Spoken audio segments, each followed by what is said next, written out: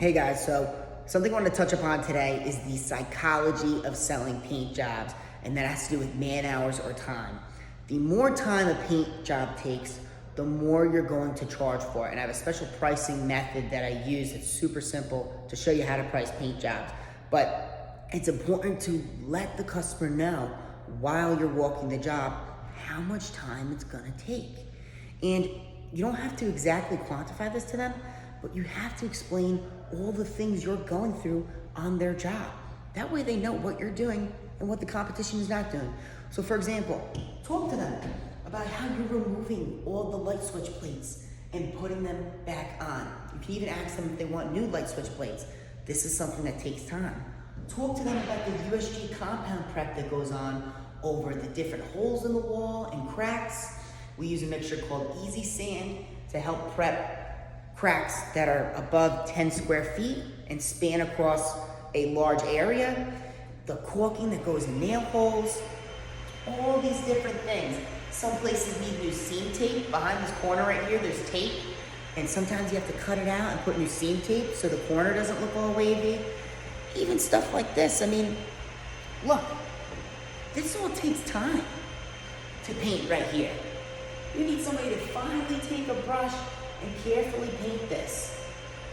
But if you just walk in the room and you don't explain that, the customer's like, okay, yeah, they're gonna slap some paint on this room, next room. Look, I'm standing in a very high ceiling room right now. They need scaffolding and ladders. Those take time to set up. They're up really high. I mean, this is no joke. You're using different types of paint on the trim versus the walls. That all takes time.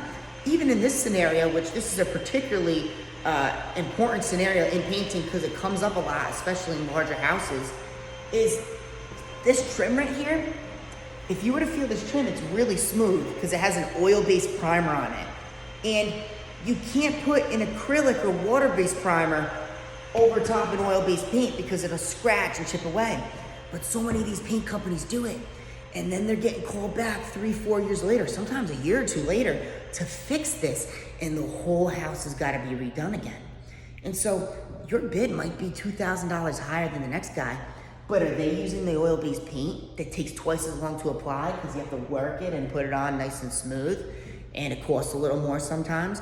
Are they doing that? Or are they just putting acrylic on so they can get called back a year or two later, and then the homeowner's got to pay for it twice?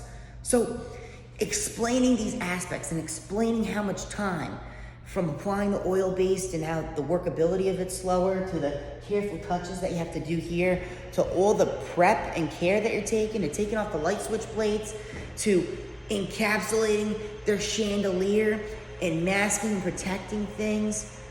It's important to explain so that the homeowner knows the real value you're giving, and they'll know, wow, that's gonna take a lot of time, and they'll logically conceptualize why your price is your price.